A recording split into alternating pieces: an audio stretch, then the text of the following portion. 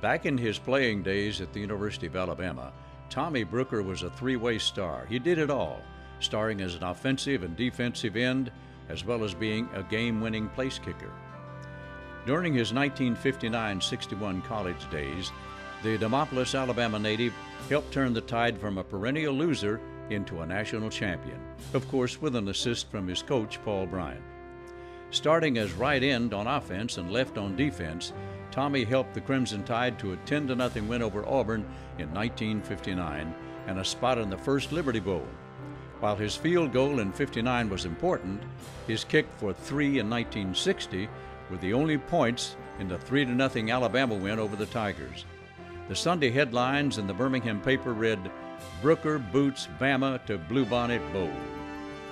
By 1961, Alabama was en route to its first national championship under Coach Bryant, and Tommy Brooker played a major role, leading the team in receptions on offense and being a stellar member of the defensive unit that allowed only 22 points for the entire season.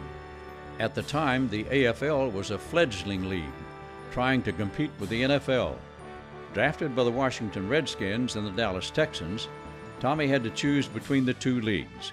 Coach Bryant advised him to sign with Dallas because he felt the AFL was going to be around for a while. He was correct.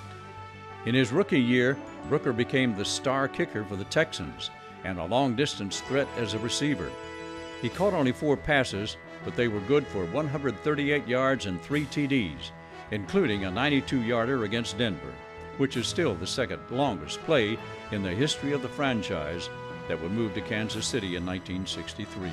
Before moving to Kansas City, the Dallas Texans would achieve the ultimate, winning the AFL title in a dramatic 2-overtime game against the Houston Oilers, a team that featured George Blanda and Billy Cannon. In the second overtime, Hank Stram called on Brooker to kick a winning field goal. He did just that, giving Dallas the championship rings. In 1963, during a 59-7 win over the Broncos, Tommy kicked a record 8 extra points and a field goal. He would never miss an extra point in his pro career, hitting all 149 attempts. After his 5th year as a pro, Tommy retired from football, moving back to Tuscaloosa to concentrate on his insurance and real estate businesses.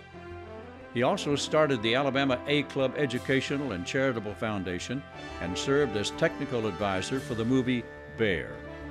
Married to the former Margaret Perry, Tommy has 4 adult sons. Tonight, the three-way star from Demopolis reaches the apex of his career with his enshrinement in the State of Alabama Sports Hall of Fame.